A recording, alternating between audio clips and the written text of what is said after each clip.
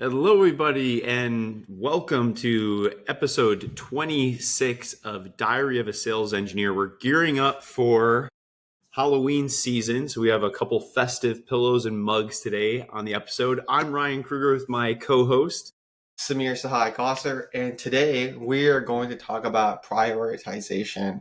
Specifically, how do you prioritize when you're feeling underwater? Because we all know as SCs, we are juggling multiple things at once, and sometimes the hardest thing is to understand what should be prioritized. What should I focus on first when I have 500 competing priorities? And so, with that, we actually got this topic from Ryan's side. So shout out to Ryan. If you have any topics you want us to talk about, shoot us a DM on LinkedIn, and we would love to chat about it. And so today's conversation, shout out to Ryan Sai for throwing that our way. And Ryan, let's jump into it. How do you prioritize when you have so many different things going on? Yeah, first things first, look, we appreciate everybody reaching out to us on LinkedIn. And I'm pretty sure both of us always reiterate, like, if there's a topic you want us to explore, to let us know. And so, look, please let us know if you have good topics that you want us to explore on the episode. We are here to help each other, and we're here to talk about the things that the audience wants to hear and learn more about. So I think I'm really actually excited about today's topic because this is one so near and dear to my heart, and has been near and dear to my heart since I've started sales engineering. And honestly, it started way before that too, when I was in consulting. So I think this idea of prioritization goes far beyond just the world of pre-sales. I think every working individual that's busy and has competing projects will really feel a lot of the things that we talk about today. So for me, I think prioritization, there's so many different factors that are at play when it comes to what to prioritize and why. For us in sales, I think there is an easy blanket statement to say the biggest deal in your pipeline should be your most important. I don't necessarily agree with that as a blanket statement. I think overall, your largest deal in the pipeline is likely to be one of your highest priorities, but it might not always be. Sometimes things are overinflated in Salesforce, or sometimes we have bad forecast, or maybe it's an early opportunity. We don't feel so strongly about it. So you have to be able to balance the highest value deal in your pipeline with the other deals that are still progressing and the ones that you feel really confident that can actually win. And so I think there's multiple different factors that go into ultimately deciding what I need to work on a given week, on a given day, in a given moment. And I don't want the audience here to always think, well, for this deal, it's my highest value deal. I have to just drop everything and go to it. Because if you do that, you're likely going to actually, mess up some other active accounts that have a better shot at closing and closing sooner than just the largest one in the pipeline. So I think I'll start there, and I'll kick it to you for some thoughts. And I want to dive deeper into more of these like factors that I consider. But I think overall, I think it's a good place for us to kind of jump off today. Yeah, I think early on my career, that was the only metric I took in. It was deal size. Was, hey, if this is a big deal, that's going to have the more priority.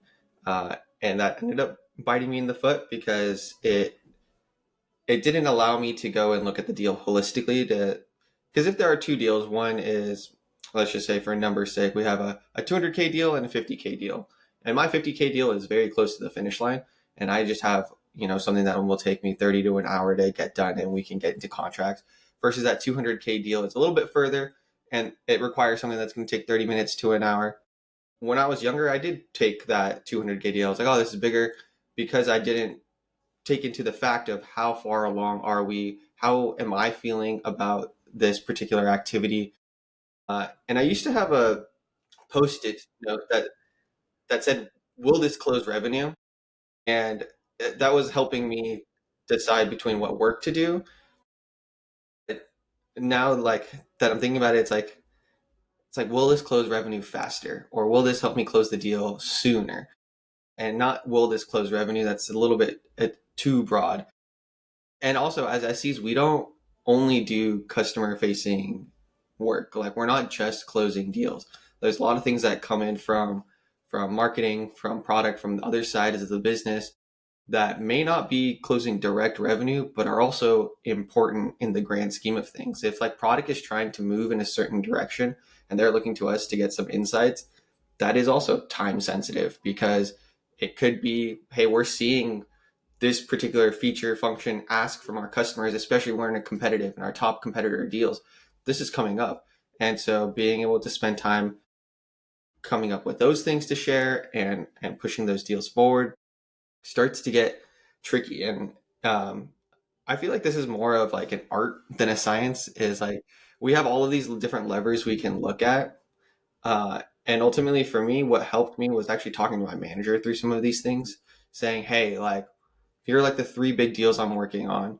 These are the things that like my AE is asking about. I don't really know if this one is good, but then we're also getting pulled into this direction from product marketing needs these new videos that we have to get out because we just launched a new product. Like, can you help me prioritize it?"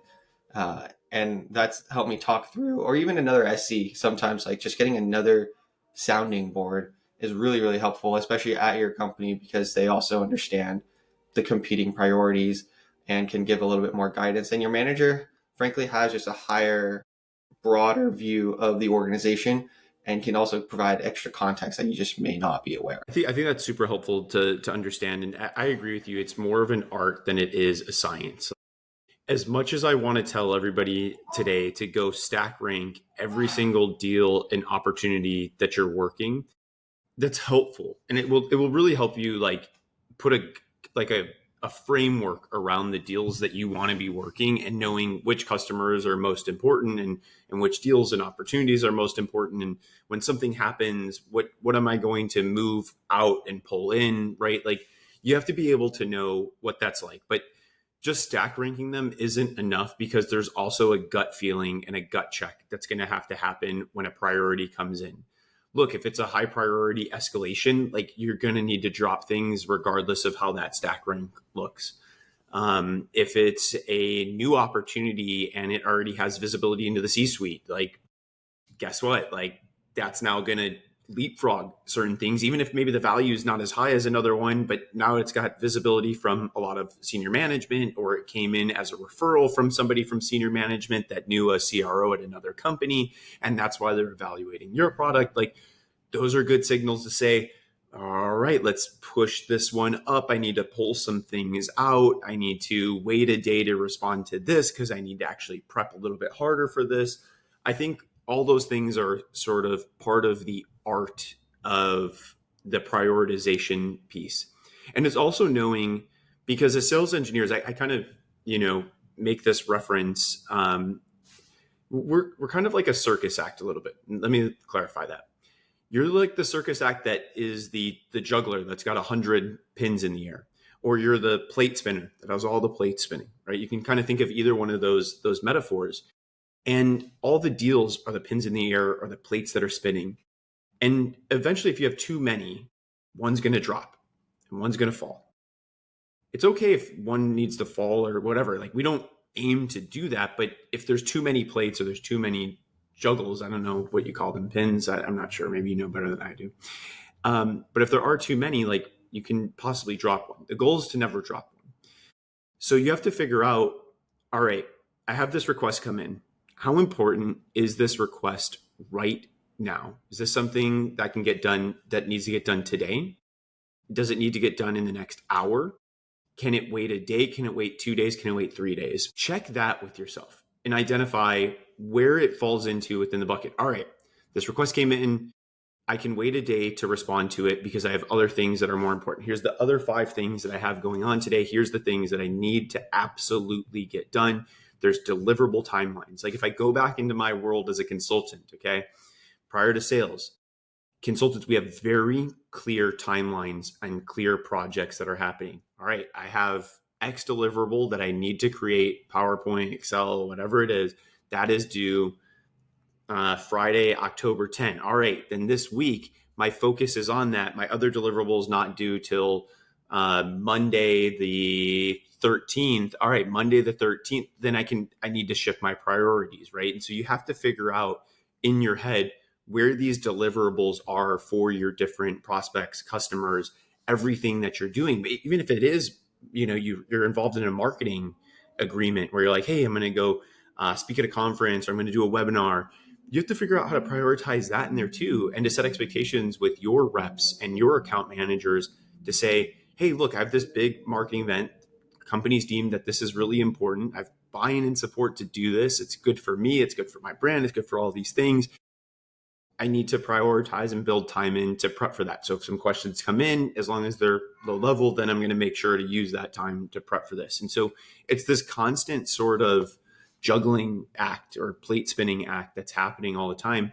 And you're just trying to make sure that whenever you throw one up in the air, that you're going to catch it before it comes down and that you can deliver on. And eventually when you do deliver, that's one juggle that's off the table. You can kind of slide it aside and say, all right, that one's done. That question is done. That response that needed, that follow-up email, the follow-up questions to this demo, that's been done. I can now take that off my plate and start focusing on the other priorities. But yeah, it's a constant battle, I think, for most sales engineers and just most business professionals, honestly, of figuring out how to do that sort of prioritization. But if you take a consulting mindset to it, figure out what deliverables are most important. And that, I think, will help a lot of people. Yeah, I think you made a really good point with articulating the other work on your plate to your rep. I think more specifically for us as SEs, especially if you're supporting more than one rep, majority of us are not lucky to have a 1-to-1 AESE ratio, where a majority of us are 2-to-1, 3-to-1. I've met some SEs who are like 10-to-1, on the SMB side, commercial side of a business. And being able to also set expectations with your rep of, hey, like, there are only certain amount of times where I can do a last minute, I need this is urgent type of request. If I'm getting that from you every single request, like, we need to have a chat, because if everything is urgent from you, nothing is. And that also skews my ability to properly plan for the other deals and the other reps who I am supporting. So it's really important that when a rep does come with an ask of saying, hey, these are some other like priorities that I'm working on, whether it's I have a conference coming up, I'm doing a webinar with marketing, I am part of XYZ that is maybe outside of my primary role as revenue generating, so that you can then also let them know that, yes, this is important to me. These are the other things on my plate that I am shifting around.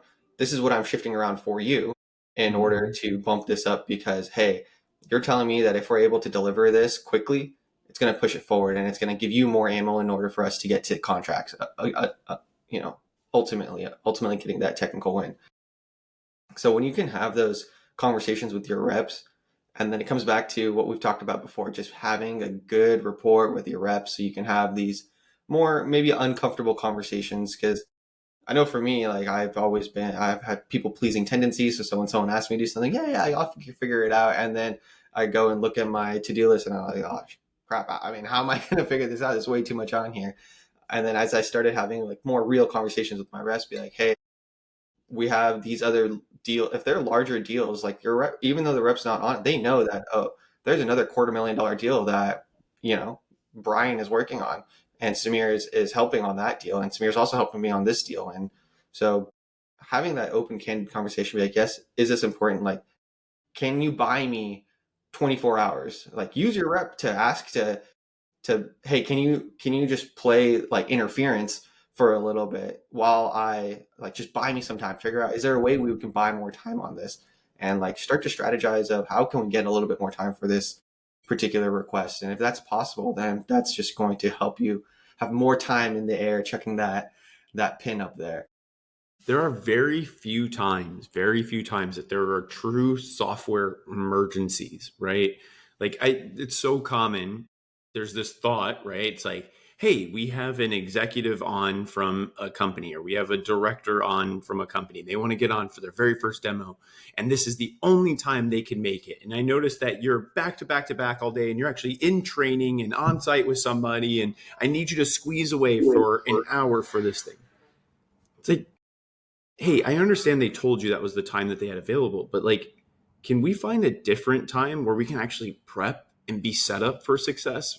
Where I'm, you know, like one of the things that drives me nuts, like you ever been at a marketing event, Samir, and you've had to step aside for a demo?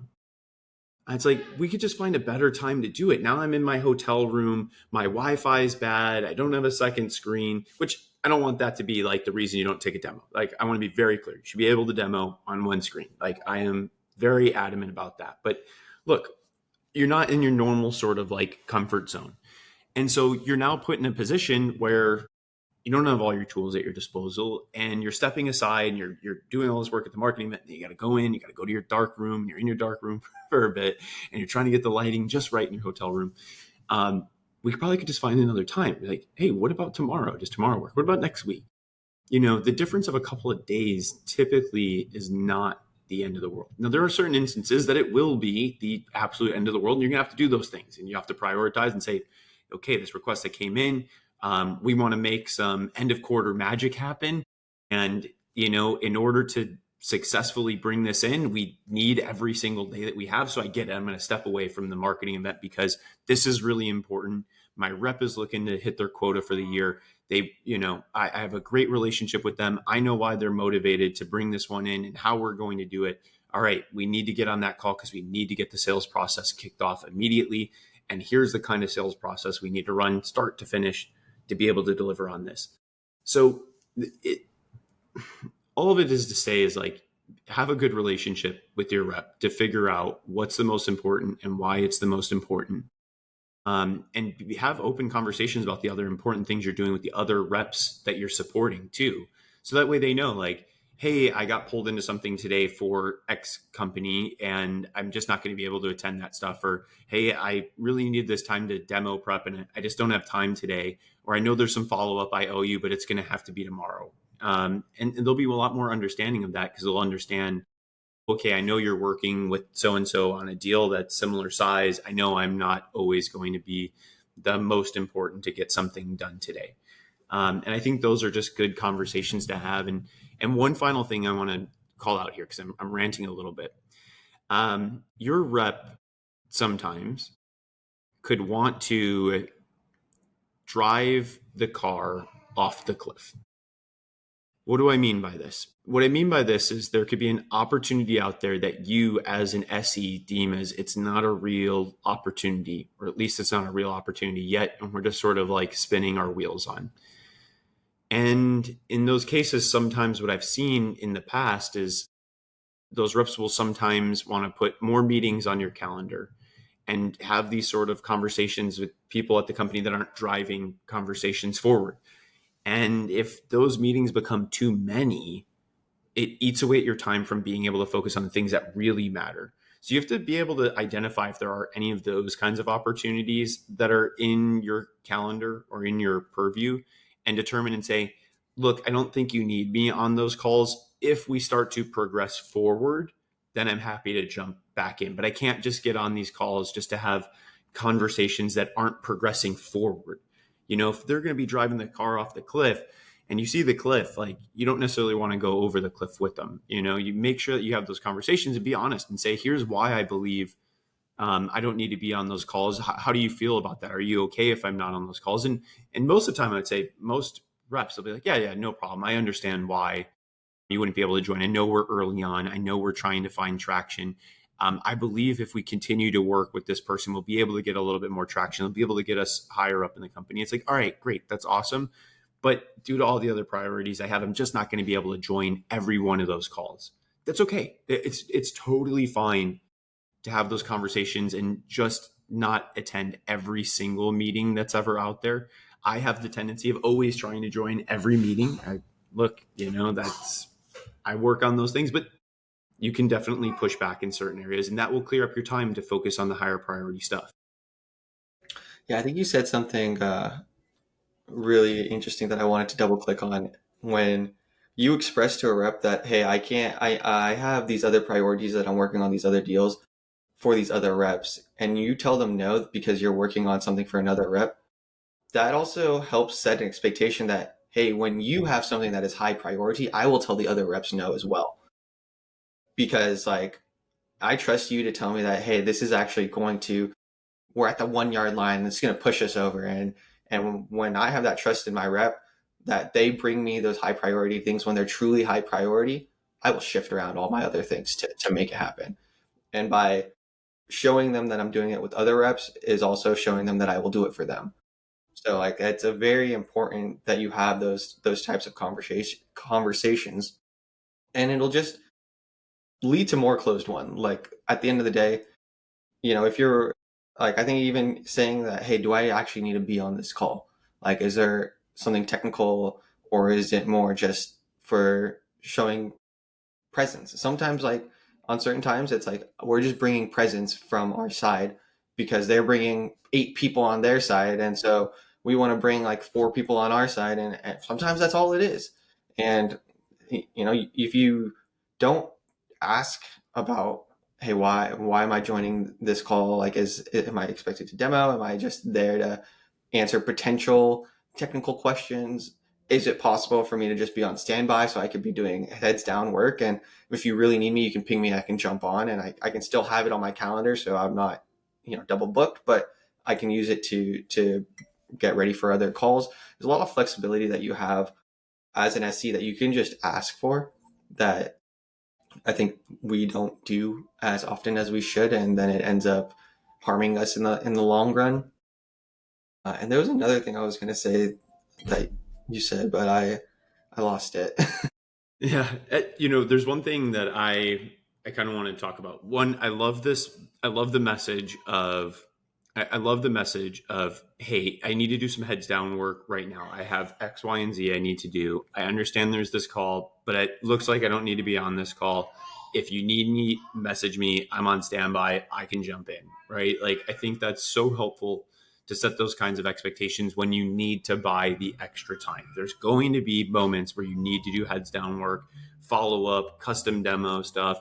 Maybe it's creating a video for somebody or creating something within the product that's a more tailored solution. Like, there will be these sort of moments that require time, and sometimes your calendar might not afford you the time to do it. So you have to then own your calendar to say, here are the meetings that I don't need to be on. Here are the meetings where I can do that kind of heads down work. I need to do this, set the expectations, and let them know I'm here if you absolutely need me, and I can jump on. Most of the times, I've never gotten the Slack message like, "Hey, can you just quickly hop on?" It happens every once in a super blue moon, but it's not something that comes up all the time. And one final thing I want to talk about prioritization, because I'm sure you've experienced it. I'm sure many other people that are listening have experienced this. You have got to be ready for red alert style days. What's a red alert style day? All right, maybe I have a huge deal or in the final days of a quarter. I might need the entire day to work strictly for them. And I might have a whole entire calendar full of stuff. I might need to actually clear my calendar. Be ready to do that and tell your other reps and account managers and all the other internal stuff you're doing. Be like, look, we are so close to the finish line. I have got to just be focused on delivering for them right now. I'm clearing out my calendar. That could also mean an escalation from a customer. Like, hey, we need this right away. This is super important to us. All right, great. Let's go make it happen. Let's clear the calendar out. Be ready to do that, and be ready to have SEs on standby at the company saying, like, can you help me out? Can you go join a call with X person for me? It's one of the reasons why I like to try to do that when other teammates are out for the day or whatever the case is, where it's like, hey, can you just step in for me? Yeah, sure, no problem. Like, because then I know when I have a red alert style day, I have a repository of people that are like, oh, hey, like, Ryan's helped me out in the past before. I'm happy to jump in on a call that he's working on. Yeah, no, that's a great call out when other SCs ask you to step in, digging that well before you need it. It buys you goodwill. So when you are in a pinch, you can come in and leverage that. I mean, pretty much that resource that you've paid it forward, and then also leverage your manager, or even like your skip level manager, depending on how large your organization is. Like keep them informed of, and they probably will know if there is a big deal on the plate. Everyone knows the whole sales organization is going to be familiar with the 7-figure deal that you might be working on, and all of a sudden, hey, end of quarter, we have 3 days left where we need one more big technical call. I am pulled in to go and lead that. I have 3 other deals working. Hey, Ryan's a little bit opened up. He's wrapped up for the quarter. Hey, Mr. Manager, Mrs. Manager, like, can you help me coordinate this? And they will. That is part of their job, is knowing what is the capacity of my team, who is working on what, who may have some bandwidth to fill in as needed. And I think being able to have that, and it comes back to just those clear expectations up front, is when you're doing your one-on-ones with your manager, hey, these are deals that I'm working on. This is one that I anticipate might have some urgent requests. These buyers are kind of jumpy and they are always asking us to bend over backwards on the last moment, and we're really close here. It's a big deal. Like, this could cause me to get pulled away from here, and trying to give as much heads up as possible so then your manager can also plan accordingly and shift things around. And I know we've talked a lot about, I think, just prioritization about work stuff. I do also want to talk a little bit about prioritization of like your own health Mhm. and life stuff, because it is very easy to say, like, prioritize your work stuff and then kick your own personal health and your personal well-being kind of to the side as you are grinding. Um, but in my experience, whenever I've done that, I just get worse at work and not better. Uh, so, like, I guess a question for you, Ryan, when the to-do list, every one item I cross off, two more come about, like, what are ways that you are also trying to prioritize your personal health, like mental health, well-being? Like, what are things that you've tried to implement? Yeah, this is actually something I've worked very hard at for the last 5 years or so. Because I have the tendency as an individual to find ways of prioritizing the work stuff majority of the time. Um, so, look, if you feel that way, if you're somebody like me, I think there's a couple of good strategies that you can put into play. If you work from home, you need to set boundaries with your work from home sort of lifestyle. If you're a baby crying in the background, it's my daughter. But you have to be able to prioritize those types of things. And you have to be able to set those boundaries. So something that I try to do is, like, I have a little office here, and in my office, when my workday's over, I kind of close the door and I leave my laptop in there. And that's the signal to me that the workday is over. I'm not to go pick up my laptop. Now, that being said, my phone is still there. I'm still getting notifications on my phone. That's a hard boundary that just kind of like blends into your personal life. But I try to make sure that once the day has been closed, okay, the laptop's been closed, I'm not going to go get it. And I'll wait till tomorrow morning, right? So that's a good hard boundary that you can set, just to make it feel like you're not always just working from home, right? That the boundary is like, hey, I'll do something at 6 a.m., I'll do something at 6 p.m., I'll do something at midnight. Like, in the real world scenario, prior to COVID, you would go to work, your laptop would be at work, and you would go home, and there was no opportunity that you would work at midnight. You'd be like, no, my stuff's at the office. I can't log in. So in that case, you wouldn't ever be forced in that situation. But here you sometimes run into those things, right, when you're working from home. So setting that boundary, I think, is a really good thing. Two, for me, I love to prioritize the physical health. So finding times to still get to the gym. I'm a morning gym person, but having my daughter, that has changed sometimes because there are other priorities that come into play. And so sometimes it's figuring out, hey, can I get to the gym later today after work wraps up? Can I find time to do that? I need to make sure that I'm doing these things to make sure that mentally I have everything to be the best version of myself at work. And then the final piece too, like, mental health matters. My wife is a psychologist. I've been doing life coaching for about 5 years. I think it's super important that if you need somebody to talk to, find that individual that works for you and make sure that you're constantly working on yourself. I think that's just extremely beneficial for anyone, and that has to be a priority. And if you can't find 1 hour every couple of weeks, then it's good to start looking and saying, I need to reassess some of those priorities, because you matter, right? Your mental health matters, your physical health matters. Work cannot be the end all be all to everything, because if it is, I'm telling you right now, you are not showing up as the best version of yourself to work, and you are not doing things as optimal as possible. Because when you have higher energy, you'll be able to knock out all of those juggles. What are they called? I'll look it up after this call, right? Look, you'll be able to take those things and get them done faster versus them always being a large energy drain from you to say, okay, this thing's going to take me a little bit longer. Because if you're operating better, you're going to be able to knock those things out faster. But what about yourself, Samir?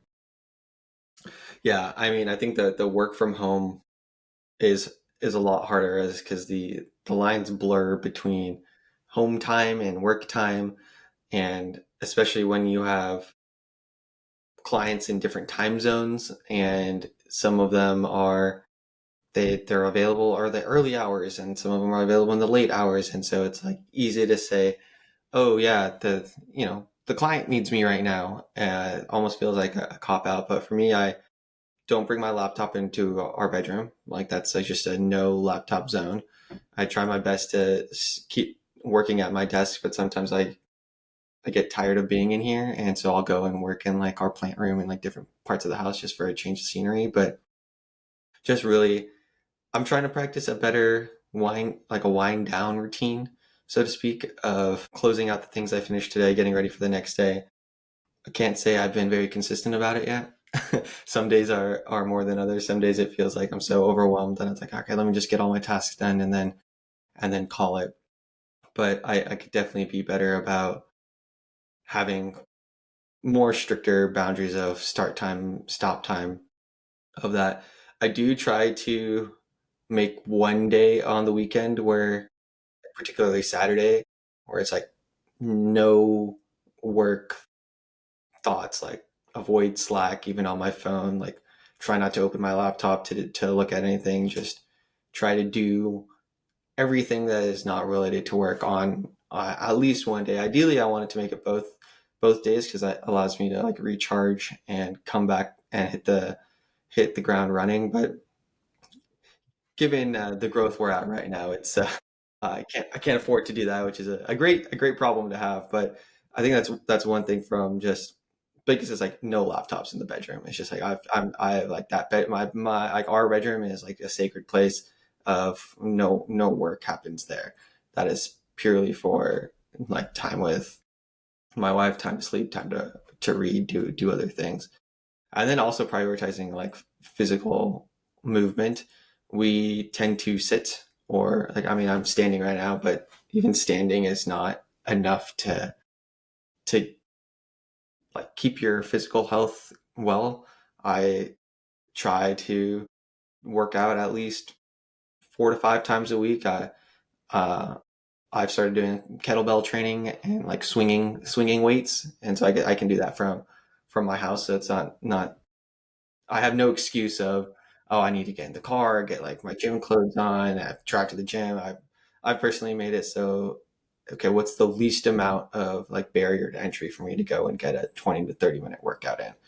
And then the last part, and I completely agree with you, is that mental health part of it, being able to go in and understand yourself more and understand why, hey, I was on that client call and they said something and it made me lose my patience and it kind of triggered me, and I usually don't react that way. Like what is going on there? Like why am I feeling all of a sudden agitated when they were providing some type of feedback or a way they spoke to me? And those answers don't just arrive. You have to go and sit with yourself and figure it out. And I mean, I'm also working with a therapist to go and understand myself and spend time putting in I mean, right now I'm going 1 hour a week because it's like, okay, this is actually, there's a lot going on, and this is my dedicated time to go and spend and focus on improving myself, because then my output's going to be better. All of a sudden, those pins are not going to be as heavy, and I can move them around more quickly. Uh, and I think sometimes when you get super busy at work, you're like, oh yeah, that stuff, I don't need to work out, or I don't need to go and do some of like that self work, and that slides, and that only like harms you more. Um, And something I've personally stopped saying to myself is like, I don't have time for that. I've stopped using that phrase, and it's more like I haven't prioritized that Yeah. It's true. because Yeah, you always have time. You always have time for the things that you prioritize and that you make important to you. But if you make your job the only thing that's ever important, then of course you're not going to make your way to the gym. Of course you're not going to go to a coffee shop and take a call from there. Of course you're not going to go run those errands you need to do or go out to meet a friend because you're going to be busy thinking about other things or you're not going to make it happen. But if you prioritize it, then it becomes important to you and you'll find the time to make it. So I'm going to give a verbal tweet, verbal meme. So I know this is probably going to be awful, but look, I saw this the other day on Twitter and I actually think it's super relevant. It's a picture of a guy sitting at a fully packed bar on his laptop with like one line of code written. And the quote tweet on it was like, just close your laptop, bro. Like, honestly, like, good mental picture for all of us to have. Like, you should never be in a crowded bar with your laptop open doing nothing really important. You know, you should be focused on being present in the moment around the people that you're with. And you have to do that at your home life.